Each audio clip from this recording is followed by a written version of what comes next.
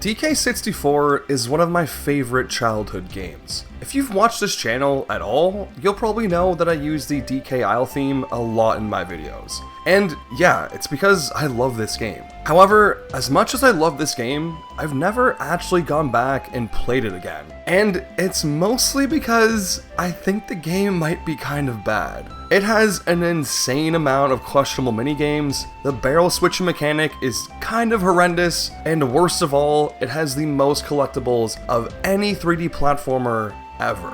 Hell, the main collectible in the game, the golden banana, there are 201 of them to collect. Now, thankfully, you don't have to collect every single one of them to actually beat the game, but it does beg the question, how many do you need to beat DK64? Well, if you've played the game before, you'll know the answer to that question is 100. The only thing golden bananas are used for is to unlock levels, and the final level in the game takes 100 bananas to unlock. So, therefore, you need 100 golden bananas to beat the game. Well, this would be true, except it's not. Because this game, DK64, can be beaten with 0 golden bananas. That's right, 0. Now, you may ask, how the hell could that be possible? How could you not collect a single one of the game's main collectibles and still beat it? Well, dear viewer, there's a saying that has attached itself to this game over the years. A saying that explains almost everything. And the saying goes like this. The walls in DK64 aren't really walls. They're merely suggestions.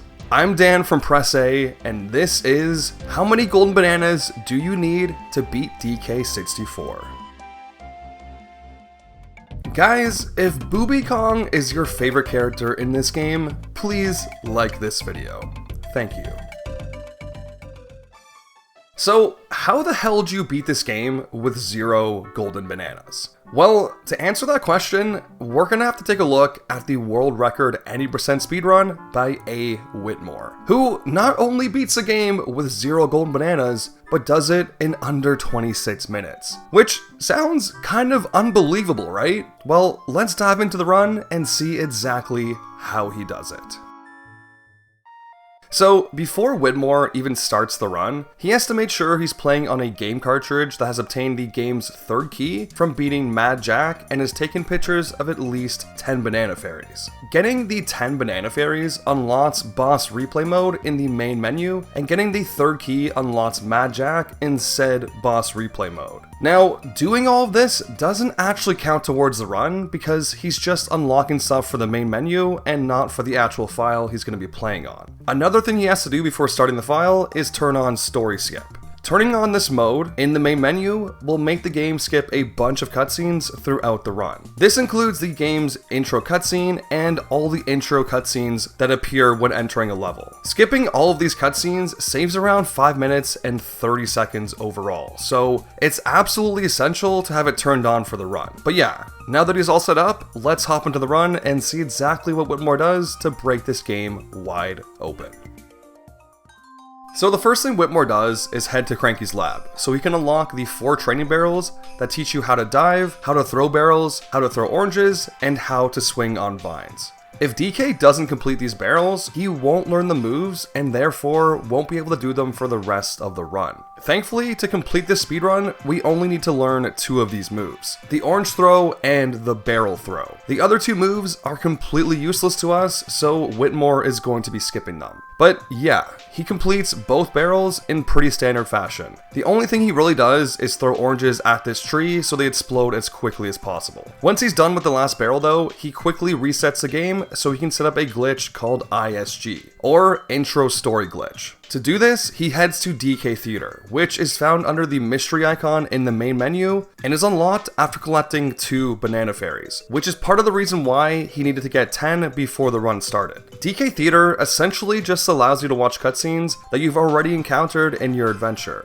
Since he's already collected the 3rd key and the 10 banana fairies on this cartridge, he's obviously seen the intro cutscene as well, which is what he chooses to watch in the DK Theater. But he doesn't watch it for long. In fact, he cancels out the cutscene as quickly as he can, which may seem random, but he does it for a reason. Now, the cutscenes in this game all follow invisible timers that tell the cutscene when to fade to black and load a new one. These timers are tied to the cutscene itself, so if the cutscene is active, the timer will be active as well, and as soon as it's not, the timer will also not be. There is, however, one exception to this. With the intro story cutscene, the timer actually starts 6 frames before the game considers the cutscene active. So if you cancel the cutscene before the game considers it active, the timer itself won't get cancelled and will continue running in the background even though you're back in the main menu and not watching the cutscene at all, which is exactly what Whitmore does. He plays the cutscene, then quickly cancels it, which allows the timer to keep running. Now you may ask, what the fuck? Why did we even do that? What was the point? And to that, I would answer, you'll find out shortly. As soon as the timer for the intro story cutscene ends, which is around 5 minutes, you'll find out exactly what we're gonna use it for. But until then, we have some more business to take care of. Like, Whitmore has to find a way out of the starting area without completing all the training barrels, learning Simian Slam, then using said slam to hit the switch and exit the area. To do this, he makes use of DK64's completely non-existent walls and performs what's called a phase walk, or in this case, a phase swim. Now, to explain exactly how this works, we're gonna have to get a little in depth, so just bear with me here. Basically, when DK turns in a certain direction, the game tracks his position with something called a facing angle. Now, this facing angle is usually measured from 0 to 360 degrees, but if you exit first person mode with an angle between 0 and 180 degrees, the game incorrectly adds 360 degrees to your facing angle, which would make your facing angle anywhere from 360 to 540 degrees. This in turn breaks the game, because your facing angle is never supposed to be that high. In fact, it breaks the game so much that it allows DK to just go through walls. Yeah, when your facing angle is between 360 and 540 degrees, the collision on walls just kinda disappears. Unfortunately though, even though this sounds really simple, it's really not. The reason it's not so simple is because the game updates this facing angle every single frame. So even if you exit first person and have a facing angle that allows you to clip through walls, as soon as you move on to the next frame, it'll just be updated to a normal facing angle and your attempt to phase through walls will be halted. However, there's a couple exceptions to this. If you are, for example, swimming, your facing angle will not be updated unless you touch the joystick. So, if you obtain a correct facing angle, then leave the joystick in a neutral position, you can just swim forward and phase right through the wall. However, there's a problem. To actually get this trick to work, you need to dive underwater, which is something Whitmore can't do because he never completed the dive training barrel from earlier. Thankfully though, there's a solution to this problem as well. It's called pseudo diving. It allows DK to dive underwater even though he never learned how to do it from the training barrel. To perform a pseudo dive, you need to jump into the water, press C up to enter first person as soon as you hit it, push up on the joystick, then C up again to exit first person. If done correctly, DK will dive underwater even though he doesn't know how to. So to summarize, Whitmore has to perform both of these tricks to escape the training area. And luckily for him, he can do them at basically the same time. As you can see, he jumps into the water, performs the pseudo dive, which happens to give him a workable phase angle because remember, all you have to do is leave first person at a specific angle, which is the last step of the pseudo dive. Now all he has to do is leave the stick at neutral and swim through the wall, escaping the starting area with less than half the moves needed to do so.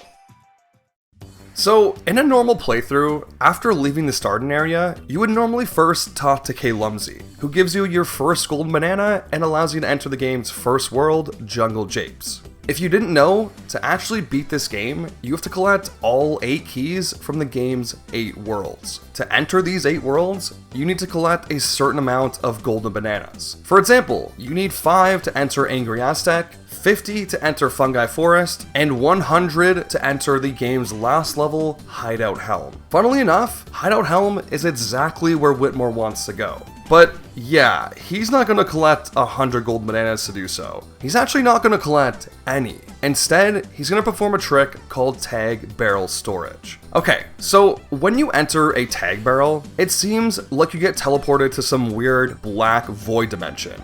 But basically, all that's happening is the background goes to black and the Kong you're playing as freezes in place and turns invisible. However, if the Kong you're playing as changes state after the tag barrel is activated, it overrides this frozen state and allows them to move around while the tag barrel is active. You can do this in one of many ways, but the quickest way to do it is by performing a skid jump. To do this, you need to run in one direction, then quickly reverse the joystick, which will cause DK to skid. If you then jump on the exact frame DK starts to skid, he will jump up in the air while still skidding. For some reason, this weird jumping state allows DK to perform another action while he's in the air, like jumping or crouching, which you're normally not able to do. So if Whitmore performs a skid jump, then crouches in the air and hits the tag barrel, DK will uncrouch while the tag barrel is active, which counts as the Kong changing state and therefore allows him to move around while the tag barrel is activated.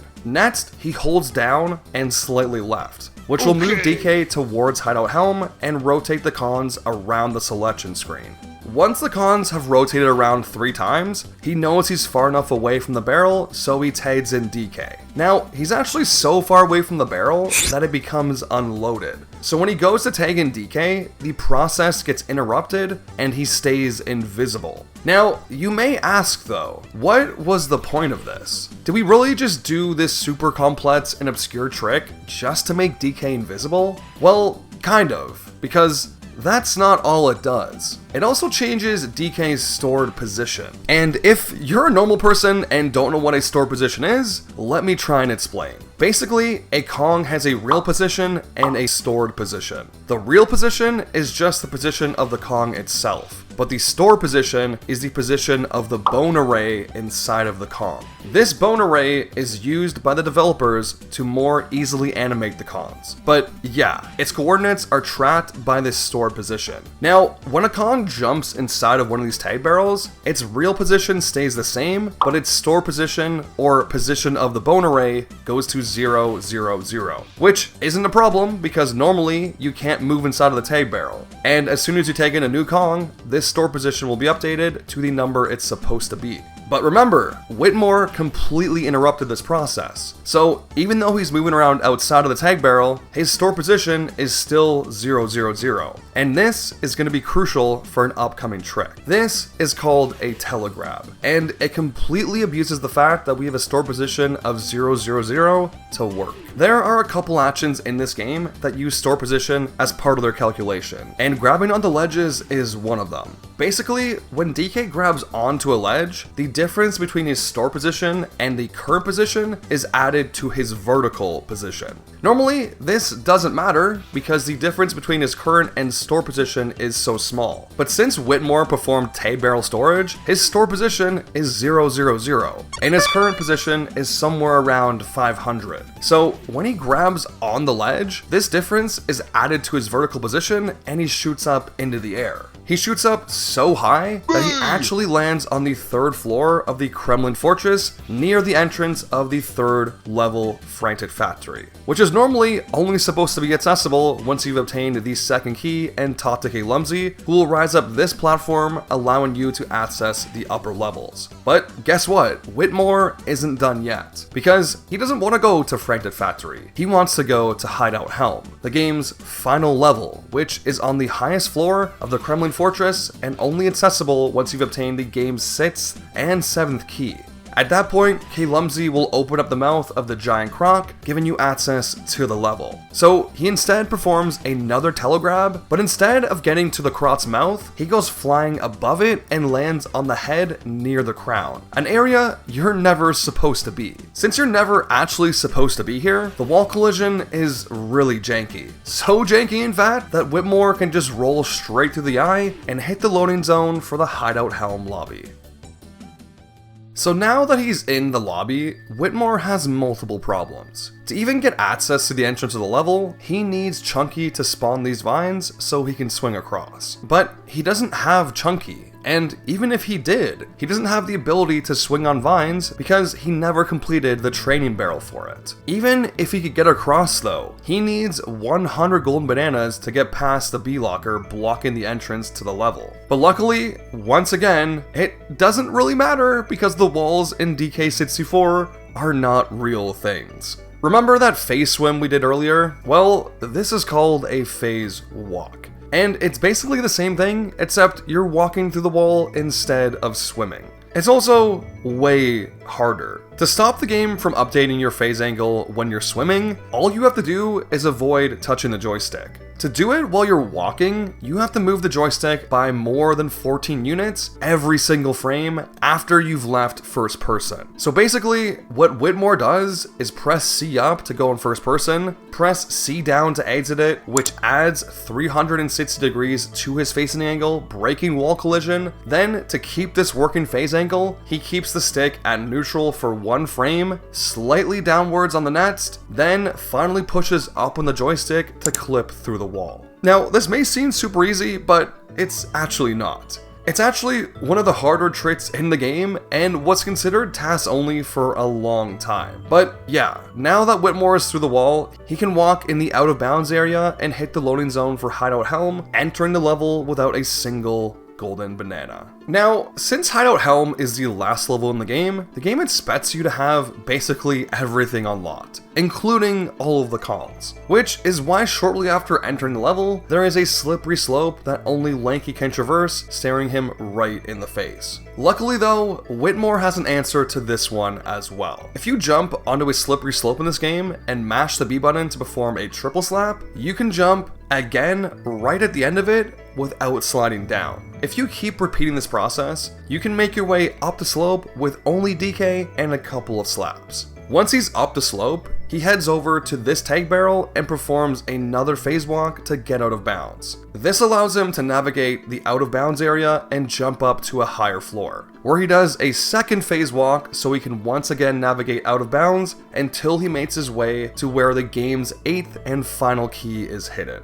Normally, to get to this point, you have to complete a bunch of different minigames with all the cons and open up doors that require you to have collected specific key items. But since he only has one Kong and has collected almost nothing, he just goes out of bounds to skip doing any of that. He still does, however, have one problem. Even though he made it to the key, actually collecting it would cause a cutscene to play, which is something he does not want. One of the stipulations of the intro story cutscene glitch is that a cutscene cannot play while the glitch is active. If it does, the cutscene that is supposed to play will get overridden by the intro story cutscene, which will just play instead. You'll see why really soon, but that is something we definitely don't want to happen. So instead of just grabbing the key normally, Whitmore blows himself up with a couple of oranges, which sends him flying into the key, allowing him to grab it and quit out of the game before the cutscene for the grabbing the key plays. Grabbing the key normally causes the cutscene to play instantly, but if you're doing it this way, it causes the cutscene to get delayed, because the game waits for the Kong's getting hurt animation to finish playing before the cutscene for the key starts. This gives him exactly enough time to pause the game and aids it to the main menu while still nabbing the key. Now that Whitmore is back in the main menu, he's finally going to make use of that intro story glitch he set up earlier. What he's doing now is called Main Menu Mode, which takes advantage of ISG to grant him everything he's going to need for the rest of the game. If you didn't know, each Kong in this game has a number of different moves and upgrades that are needed if you plan on finishing this game. There's moves, which each Kong has 3 of, weapons and instruments, which each Kong has 1 of, and Simian Slam, which is basically just another move, but for some reason is in a separate category. To actually beat the final boss, you need 8 of these unlockable abilities. Rocket Barrel Boost and Peanut Pop Guns are needed for the Diddy phase of the fight to shoot down the light fixtures on K. Rool's head. The trombone is needed for Lanky's phase to bait over K. Rool and make him slip on a banana. Mini Monkey is needed for Tiny's phase, so she can go inside K. Rool's shoes and attack his toes. And finally, Primate Punch, Hunky Chunky, Gorilla Gone, and Simian Slam are all needed for Chunky's phase. Every single one of these abilities are needed to beat K. Rool, and without them, he is impossible. But the problem is, unlocking all of this stuff takes forever.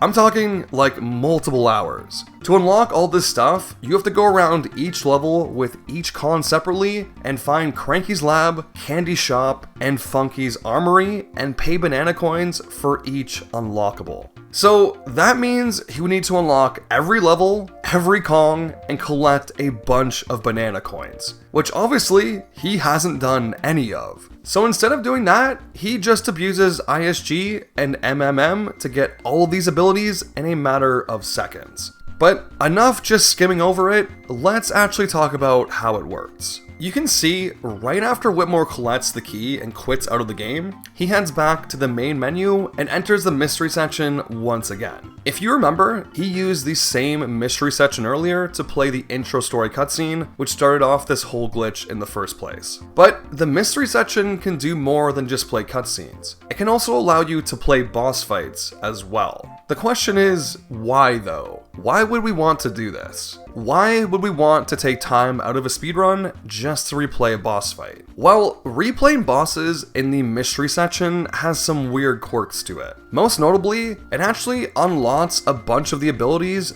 we just talked about. This happens because beating these bosses requires some of these abilities. So the game just gives you the abilities it thinks you would have by that point in the game, so the boss fight is doable. As you can see on the chart here, if we were to play the factory boss Mad Jack, which is exactly what Whitmore does, we would unlock each Con's first two moves. This would include Diddy's Rocket Barrel Boost, Tiny's Mini Monkey, and Chunky's Primate Punch and Hunky Chunky. This alone gives us 4 out of the 8 abilities needed. It also gives us the highest upgraded version of Chunky's Simian Slam and every Con's instrument, which includes Lanky's trombone. The only abilities it doesn't give us are the Peanut Pop Gun, because playing the boss gives us no weapons, and Gorilla Gone, because we only get the first 2 moves and Gorilla Gone is Chunky's third. But thankfully, there's a solution to both of these. You probably didn't notice, but right after Whitmore quit out of the game to go back to the main menu, this short demo of Diddy riding a minecart played.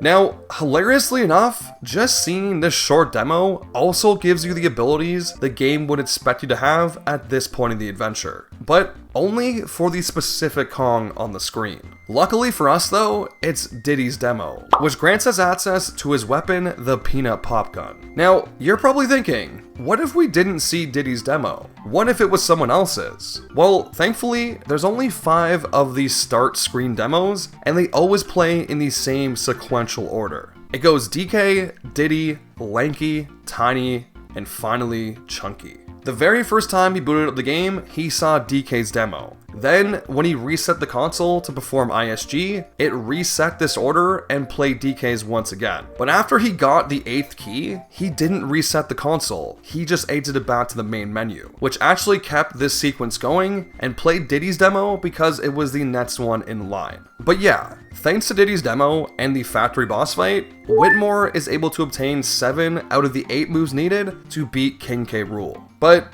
wait, wouldn't we need all 8 out of 8 to actually beat him? Well, hilariously enough, since this game is made out of duct tape and glue, we actually don't need to unlock Gorilla Gone, because even though you need it for the fight, the game never actually checks if you have it or not. So he can just walk right up to the pad and turn invisible, even though he never actually unlocks the move. So yeah, that's all 8 out of 8 abilities covered.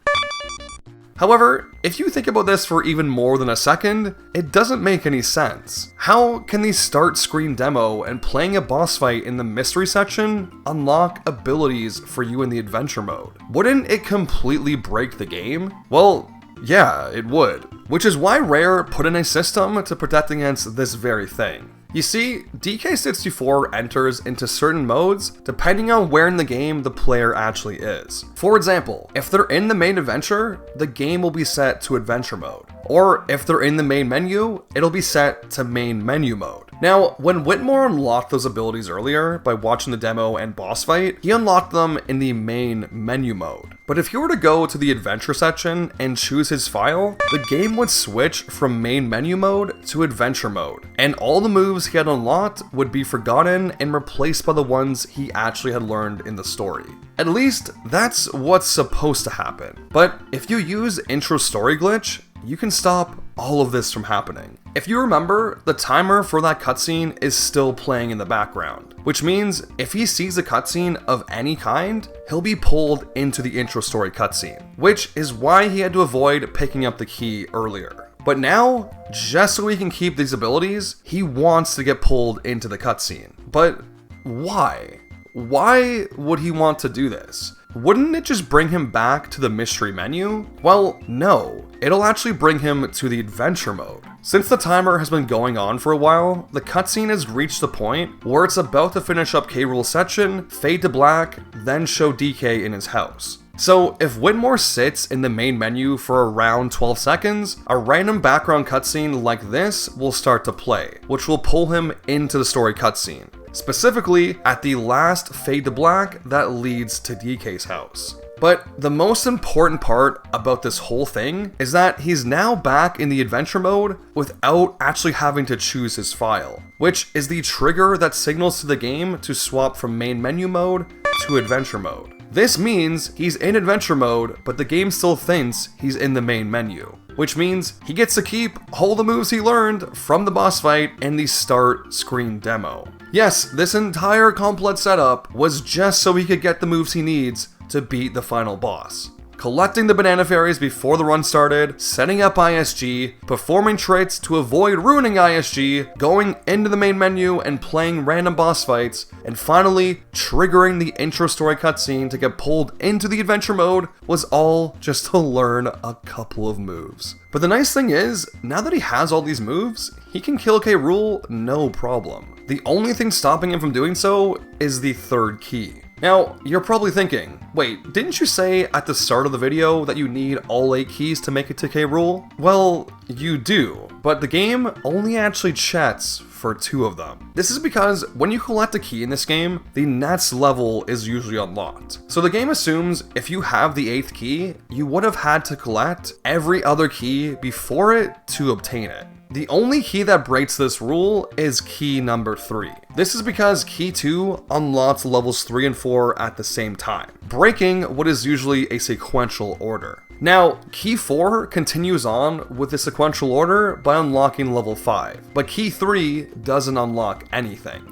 So the game can't just assume that you have key 3 because you're in a later level. So when you reach the end of the game and bring all 8 keys to K-Lumsy, the game checks if you have key 3 and key 8. That's it. Since Whitmore has already obtained key 8 from Hideout Helm, all he needs to do now is head to Frankton Factory and collect the 3rd key, which is exactly what he does. He performs the same phase swim as earlier to escape the training grounds again, then he takes the warp pad he linked after the first telegraph he performed earlier to right in front of Frankton Factory, the game's 3rd world. Now, the door to this world isn't actually open since he hasn't collected the 2nd key yet. But Rare just assumed that nobody would get up here without it, so they didn't add collision to the door. So Whitmore can just roll right through it. There is a problem though. Whitmore still doesn't have a single golden banana, and even though he's only entering the 3rd world, he still needs 15 to get past the bee locker guarding the entrance. But if you think that's gonna stop him, then you haven't been paying attention. Because, like I said before, walls don't exist in this game. He phase walks through the lobby wall, walks out of bounds for a bit, and then hits the loading zone for Frantic Factory. Once in the level, he activates the warp pad, then performs another phase walk to get through this wall, which allows him to drop down to a lower floor right in front of the Trough and Scoff door. Now, we haven't really talked about Trough and Scoff yet, mostly because this is the first boss fight Whitmore has done in the entire run, but basically, they are the gatekeepers for each world's boss. Normally, to get into a boss fight, you have to give them a certain amount of colored bananas. But Whitmore really hasn't been doing a whole lot of collecting in this run, so he doesn't have any colored bananas. He's gonna have to do something a little different. Something a little crazy. Yeah, he's just gonna phase walk through the wall again. Doing this allows him to skip all the colored bananas and head straight into the boss fight by hitting the loading zone behind the door. Whitmore then takes out the boss no problem, granting him the third and final key needed to face K. Rool. Upon leaving the boss fight, he takes the warp pad back to the start of the level, then makes a beeline for K. Lumsey's lair. Since he has the third and the eighth key now, the game thinks he has collected every key in the game, which unlocks the King K. Rool fight and allows him to head straight for it. But yeah, since he's unlocked every move he needs with the intro story glitch, he's able to take out K. Rool with relative ease. And finish off Donkey Kong 64 in a blistering 25 minutes and 43 seconds. And more importantly, without the help of a single golden banana. Guys, I really hope you enjoyed this one. I want to give a huge shout out to AWhitmore for letting me use his incredible run in the making of this video, and for reading through this script to make sure I wasn't spouting complete BS. Please check out his YouTube channel if you want to see some more DK64 insanity. I also want to thank Balam, the DK64 speedrunning Discord, and Bithsmooth's Donkey Kong 64 tool-assisted speedrun video on YouTube. All were a massive help when making this video. But yeah guys, that's it for me. I hope you enjoyed this video, and I will see you in the next one. This video was made possible through the support of our amazing patrons. I want to give a special shout out to Rebecca Lyons, Lay Burb, Puddles Megan, Nice Gamer Musics, Serena Bliss, TXCS_14. Blue Pikmin is the best Pikmin, and if you say otherwise, then Luby will eat your soul. Also, this is a completely real name. Young Smokey VP $17, Young Smokey VP 17, Clone Trooper Wheeler, Real Backfish, and Yellow Pikmin are the best.